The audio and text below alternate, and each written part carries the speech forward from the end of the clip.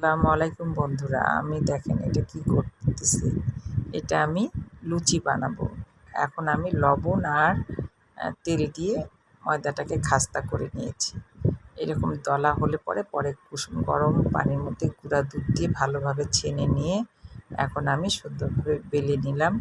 বেলে নিয়ে তারপরে কড়াইয়ের মধ্যে তেল দিয়ে দিলাম। তেল দিয়ে আমি এখন মজা করে লুচি ভেজে নেব। আমি লুচির মধ্যে শুধু চিনি, একটু লবণ আর দুধ দিয়ে একটু গরম পানি দিয়ে এটাকে আমি মাখায় নিচ্ছি। একটু মজা একটা ডো তৈরি করে নিয়ে আমি 4-5টা লুচি ভেজে নিচ্ছি। আমি মুরগির মাংস রান্না করে রেখেছিলাম, সেইটা দিয়ে আমি বিকালবেলার নাস্তাটা করব, মানে সন্ধ্যার পরে। এই তো এইভাবে লুচিগুলো ফুলকোভাবে ফুলে উঠতেছে, অনেক সুন্দর মজাদার লুচি ভাজা হচ্ছে।